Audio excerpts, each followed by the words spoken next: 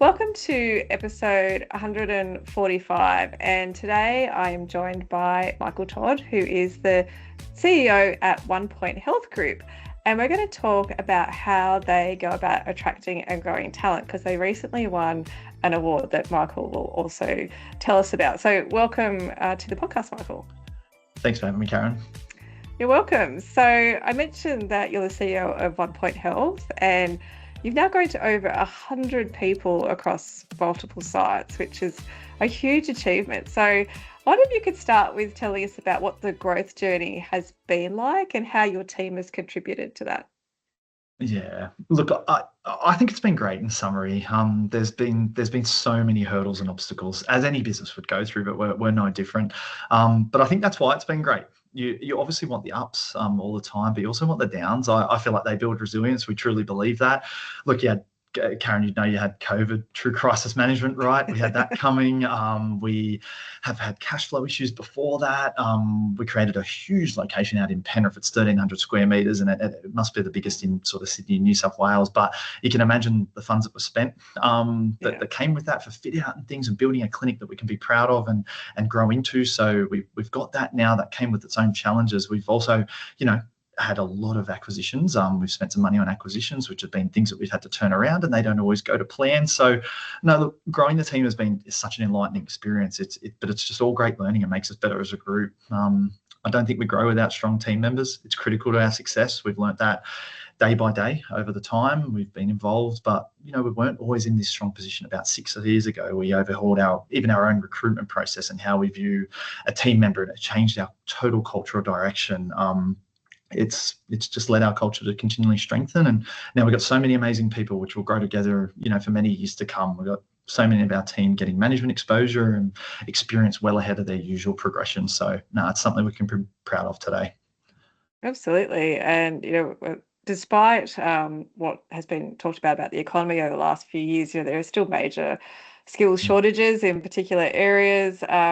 You are in the allied health space, which certainly would feel this. So you kind of mentioned recruitment just then. So maybe you could talk to us more about that. Like, how do you go about hiring people in your industry? How do you do that differently? Yeah, first, look, our whole focus is just on our own people constantly. Look, we definitely know happy people equals a good business. It definitely equals better results. So happy patients in our healthcare language. For us, first is retention. We focus on ourselves. We don't really do much analysis of competitors or look too much outside. Over time, I feel like we've been able to create a really, really strong employee value proposition. It's actually summarised in our website, focuses on what we consider key pillars of work satisfaction. So that, things like remuneration and reward, wellbeing overall, career development, which everyone wants, ways of working, so different ways of working, workplace experience that you can get by being a part of us, the brand you're working for, financial health, and that's not even financial health inside the business. That's your own personal financial health in terms of connecting people with, bank contacts and getting favourable loans for our staff and things like that go well outside of a sort of like a usual employment arrangement. So first has been retention. The next has been recruitment, as you just mentioned. So I mentioned that recruitment process earlier, but look, firstly, our cadet program is our main source of recruitment.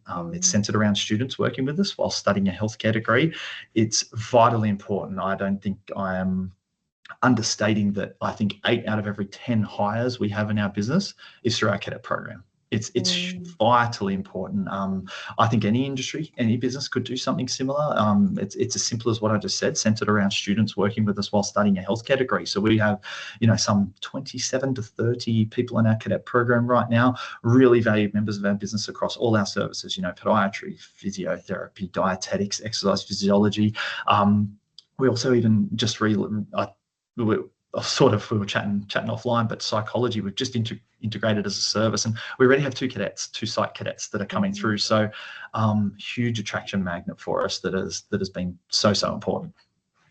Can I ask you more about that? Because we have clients in other spaces with big skills shortages, like in the technology type space, web development, cybersecurity, obviously allied health is one as well. So how do you go about a cadet program? Like, do you build relationships with a university? How are you getting the people? The first question, and the second one, if I may, and how Yeah, do you no, give no. them meaningful work? Because that's something that often comes up when I discuss this with other businesses. They say, I just don't know what I would do with that person, and that's, it made me think of it when you just said psychology, because you're not going to put a psych student in front of a patient without at least letting the patient know that, I'm assuming, and being under supervision, etc. So yeah, so there are two parts of that question. So how do you get the relationships with the universities to get the people, and then how do you use them in meaningful work? It's a lot of effort.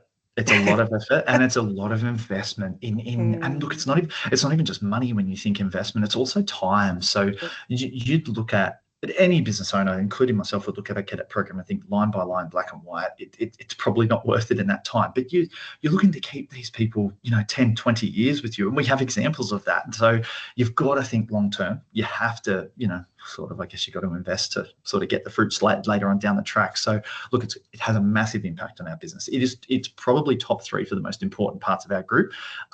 It's a chance, we see it as a chance to build and instill culture before permanent employment, which is vitally important for someone to sort of come through the grades and see good examples before them, from our more established practitioners and team members. So yeah, look, as I said, we've got approximately 30 in our cadet program. They're all at different stages. So, they have different levels of commitment at times. That, yes, it's up and down. We definitely want them to focus on their studies, because at the end of the day, we have them as cadets and students, so they can eventually, finish uni and come and work with us. So yeah, we definitely respect the study and try to work around that. But look, all of our cadets go through a mix of paid and unpaid work with us.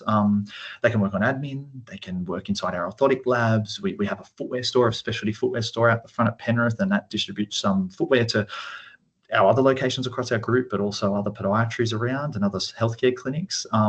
They can do sports coverage. We have a lot of good relationships, Penrith Panthers, Western Sydney Wanderers, Nepean Football Club, a lot of local schools that we have, and I'll talk a bit more about that in a sec to answer your second part of your question. But they get real work experience, like they're shadowing clinicians. But yeah, I think it's important it's sort of like a meet halfway relationship, if that makes sense. You do provide them with paid work and largely on, casual contracts with us, but they also do a lot of unpaid work. They'll help with sports coverage. They'll come to all our CPD events. They will come to all team bonding events. They'll be really, really integrate with our sort of, like, everything we do. So, but look, to be honest, the fruits of that is, we always say in their first year, their new grad year, the first year of practicing, they're like second years to us. They're indoctrinated in our culture. They've done a lot of hands-on experience, and they're confident, as confident as can be before you start practicing. So yeah, and in terms of building those relationships, that was the effort part that I said first up. We have, definitely connections with the uni, and we try and rely on them a lot. Sometimes when you get one in a year group, they can be impressed and they'll tell others inside the year Tell group. their So friends, that's always yeah. good. That's always good. That's always handy. But that's up to us to sort of impress and provide a situation that's really favourable to them. Local schools, even before university, were doing work experience with St Dominic's College, Carolyn Chisholm out here in Penrith, Holy Cross Ryde, near Ryde for our Ryde location. Really, really strong connections that will go out and help them, and community and charity initiatives, which we'll get to a bit later. But so much, sort of partnerships there that are working for us and enabling us to get sort of at the, I don't know, face to face with those students that are thinking about a healthcare future, and get to them before they think about uni, which is a really, really big advantage. We've got a couple of staff members now that came in year 10 work experience, and they ended up coming to us as a part of our cadet program, and they're working with us, and they're up to, we've had cadets that have been with us 5 years before they've even graduated. So it's amazing stories like that, and that's why our cadet program is so important. But yeah, it doesn't come without a lot of effort, but it's worth it. Yeah, awesome. And I guess that connects to, you mentioned before about your employee value proposition, or your EVP. So for those that don't know, I guess this is your internal branding. So what's the reason why people would want to work for you as an employer versus the reason why they would come to you as a customer or a patient in your case? And so as part of that, you put quite a strong focus on that. You said it's on your website, a strong focus on your culture and on wellbeing. So how has that helped you to attract and retain people? Because if you're putting that much investment into that cadet program, I imagine if you don't have the next bit in place and people just go, then it's not very good investment then. No, it'd be largely a waste. It would be, yeah, to like prepare a really, really good person for someone else. You Yes. don't want that, definitely. Look, the reality is geography sometimes hurts and things like that. People relocate, and you do. You have to see, and you hope that you've prepared them, for their careers in the best way possible, even if it's not with you. But look, we believe our EVP and that focus on people plays such a strong part in our future success. We feel like it's so important these days. Well, you must know yourself, it's so important compared to back when I was first starting working. And I think that's a good thing. I think looking at all the cultural wellbeing initiatives and things is definitely improving workplaces for the better. So look, we place strong emphasis on that community and wellbeing. We run a couple of examples. We run an annual mental fitness and wellbeing week across our group. That's third year, will be next year. Guest speakers throughout the week, blocking out of schedules and clinical time, in initiatives and exercises to practice these. It places it at the forefront of our people's mind at the time that we're doing it. So we hope that they carry through that with the year and everything they do. Every arm of our business has a charity or community attachment to it. I think that's important too. We do have a bit of an unofficial slogan. Well, it's an official slogan, but we don't really launch it to the public. It's more internally. It's called Be One's Best, and that is being best for yourself and your constant development in your career. It's making your patients at their best. Obviously, that's why we're here, but it's also the communities we work in, and allowing them to be at their best constantly. So what we do is, for example, our footwear stores version is called the Foot Care Project. So we have boxes and bins at some of those partners I mentioned earlier, every location, as well as some key other sort of sporting allegiances and locations. They collect secondhand shoes, and we sort through them, fit them on the homeless every month or so, homeless or disadvantaged. So it's an amazing initiative to be part of, and I think things like this help us all feel good about our working careers. Like, healthcare is a great purpose in itself, as a sort of a career, but if you can give time to further help communities and disadvantaged people, I feel like that helps overall satisfaction further. It does for me. It's you give me back and doing more. So and at the end of the day, I'm one of the team here. So yeah, you got to sort of want to turn up to work. But yeah, we see it. We see that EVP we're really proud of it. It's been built over time. It wasn't like this, last year, 2 years ago, 3 years ago. It's been built constantly. But no, we can really be proud on it, and I'm more than happy for anyone to see it on our website. Yeah, awesome. And yeah, and I can see, because of the industry that you're in, you're going to have more people that are purpose-based.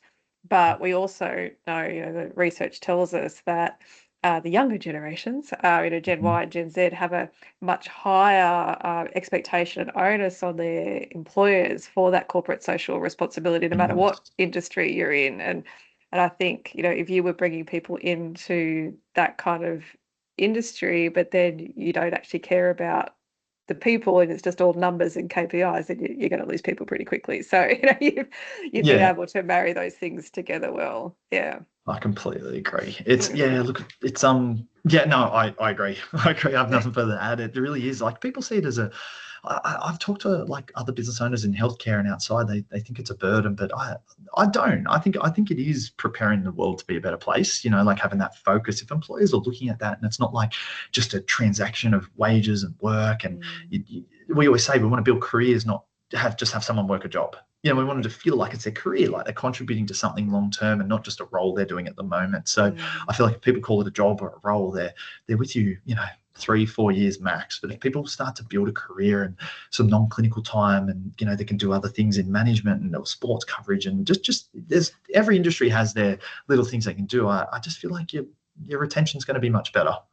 Yeah, which takes us to what I mentioned earlier about a certain award that you got recently. So you're recognised as a great place to work. So could you tell us more about that, and what did achieving that mean to you and the team?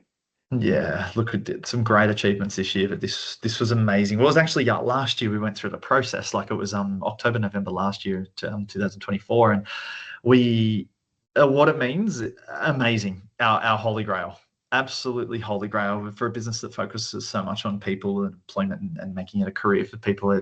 Absolutely our holy grail. We don't really these days like seek any financial awards or best business in the area type awards. Like I did say we sort of tend to focus on ourselves a lot. So yeah, we don't really go for those types of awards, but we we always looked at Great Place to Work as like a badge or a certification that we'd want to achieve and get there. And we wanted to confirm what we know already, that we are a great place to work. So I guess it is as it sounds. We just wanted the certification, but ended up like it was just so surprising. Just a month or two ago, we got number 2 on the list of best places to work in Australia for healthcare and social assistance. 2025, and that's in Australia for number 2. We're like so gobsmacked at that. Like, very proud of what we do, but you never expect something like that. And then we were number 18 on the list for best places to work in Australia across all industries. So, like, to be 18 in Australia was a big surprise. We didn't know there was.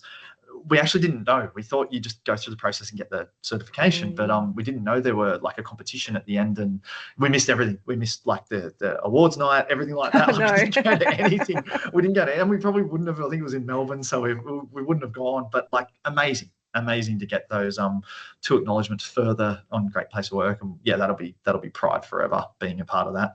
Yeah, excellent. Now, being a business owner, CEO of a business, it's pretty easy. But but if you had some lessons that you would share with others about your approach to people and culture, what would they be? What are your top things? Yeah, wow, that is a broad question. That is your broadest of the day. Okay, look, I hope already there's some things that others can use. I'm definitely always learning and listening. I listened to a few of your earlier podcasts and really enjoyed some of them and took some notes down. So like, I hope people have got a bit out of it already. Look, I think it takes a lot of leaders with culture and talent development.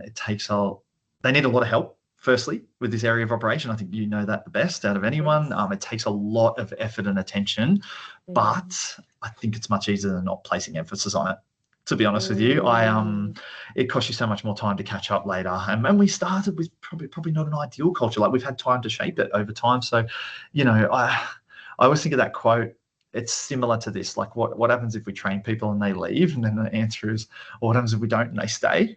You got to put the time in, like you sort of have to put the time in. I think there are too many defensive tactics and not enough attack out there in terms of being proud of your culture and showing it. I know many businesses don't put their staff on their team page on their website, for example, and that's due to fear of someone approaching them or trying to steal them. Like, to me, that's backwards and nuts. What about what you were losing there? Like, the pride in your team members being on your side and feeling like they're part of something special and contributing. Like, if you want that culture, like, you got to live it out loud. And we have like some 80, 90 people on our website that you scroll down and you see everyone, and anyone could technically find them, I guess. But geez, if we're worried about that, how? We're doing something wrong. I don't think that's what we should be worrying about. We should be worrying about a lot more than that if we're worried about that. So I feel like you get out what you put in. You have to invest in people and their development as well as your culture. There is a big cost, whether I think I mentioned before, whether it's time, money, or another. But I think it's definitely a people-first approach. I don't think enough businesses have that these days, and you have to do it. You have to have a people-first approach these days, and that will lead to happy customers, clients, patients, or whatever they are in your terms. So yeah, you want people to not have a job or a role with you. You want them to have a career they want to be part of, not just work at. I always assess it from my own point of view. Do I enjoy coming to work, or would I enjoy working at this place? Like, at the end of the day, I'm coming in, full time as well as the others, and you want to come to work. I'm incredibly biased to want to come to work and have a good time. So I think if you look at it through those lenses and you start to really ask yourself, are you putting that time into your culture and talent development, or are you just expecting him to come and do that sort of role? It's hard, as you said. Sarcastically, it's a very difficult role, and it takes a lot of time, and you can rarely switch off. But I just think the other side, or the contrast to that, is much, much more costly. It's your sleepless nights. It's your lost profits because staff aren't sort of passionate in what you do. It's not contributing to overall objectives. There's so much to lose by not doing that. So yeah, if I had to answer broadly and from the top, it'd be investing in your people and that culture development. Yeah, look, it's obviously music to my ears, because I sing from the same song sheet, but I absolutely understand why for many people they know that, but trying to actually put that into practice is hard, because it can be very difficult sometimes to see the tangible benefits of spending that time and energy versus not, and spending it on other things.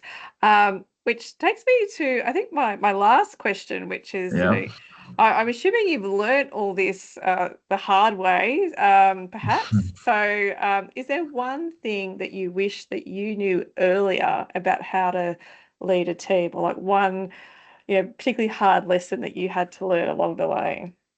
Wow. Wasn't expecting that one. Sorry. Hard lesson. Look, there's been so many. Geez, I'm picking one. People related challenges. Do you know what? It's probably we haven't really learned it the hard way, as you'd say, like through repercussions or anything like that. But I'm going to take it away from everything we've talked about, and I'm going to talk more about compliance and the importance, because I've heard about it in other businesses. We've had a little bit of it here, but we're able to sort of rescue the situation. We know what I'm talking about straight away. But the compliance part of getting everything right at the start. So employment handbook, policies clearly stated at the start, contract drawn up really well, and not just starting someone. I know many businesses just start someone, and we'll see how it goes, and it goes, it really does go really quickly. And then you fall back on times that you may need to discipline someone or point out a policy or things. If you haven't had that acknowledged, signed somewhere down the track, it's really, really hard to manage a person on that. If you found the wrong person, we haven't learned from this directly, but I just know it's happened, and we've been able to rescue it a few times. But sometimes we've had a handbook signed, and you still have to go back. That people don't really read those things, you know what I mean? Like, they go through all this stuff. They got the contractor, which is enough in itself, and then you got handbook and other annual leave policies, and all that type of stuff, social media policies and things. But I think it'd be that. I think people, I've talked about rushing around, investing in people and focusing on all the fluffy things and getting them right, and spending a lot of time on getting to know people personally as well as professionally, and truly caring about their development. I think it's the compliance side. I think people would tend to fall that by the wayside and think everything's good. No, I found the right person through this really, really good recruitment process. And then they forget to just do the legal part, just do that true HR, human resources, not people management part. So I think that would be it. Make sure, and if you don't have that, if you're a small business or a business like ours, even invest in it. Invest in getting some templates done, having it there just so you can fall back on it at one stage. Because nothing ever goes perfect. Nothing ever goes perfect. So I think that would be it. Yeah, that if I had to come and strip it right back, I'd say the compliance part. Yeah, I love that, because it's something that we talk about, is that if you don't have the foundations right in your business, you cannot create a great place to work. If people don't have employment contracts, the things with policies, yes, they're boring, but they create consistency. And if you don't have consistency, that's where you get issues. Absolutely. If you don't have position descriptions, that's where people don't have clarity. So it's all these boring things, but actually without them, it's very difficult to build anything of worth. So no, I couldn't agree more. So look, thank you so much for joining me. It's been great. I love your energy and your philosophy on everything. And I couldn't be happier for you with the award as well. So if people are listening, want to get in touch with you, what's the best way to do that? Yeah, so if they want to refer to some of the things we talked about the website, that's just www.onepointhealth.com.au. Happy email address to be there as well. It's just Michael, Michael, at onepointhealth.com.au. So yeah, happy to be reached out. It's better if people are willing to help others. So yeah. Absolutely, that's how small businesses run, is through everyone's assistance. So absolutely, yeah. Great. Well, thank you. I'll put those in the show notes as well for anyone listening. And for those listening, if you receive value from this episode, I'd love it if you could leave a rating or a review over Apple Podcasts or Spotify, so someone else can find the episodes to help with their business. Episodes are released on Mondays, so if you click subscribe, you'll be notified of when it's available. So thank you again, Michael, for joining me today. It's been an absolute pleasure. Thanks so much, Karen. Enjoyed the chat. Thank you. And for those listening, if you have any feedback, questions, or ideas for future episodes, head on over to amplifyhr.com.au or connect with me on LinkedIn and we can start a conversation.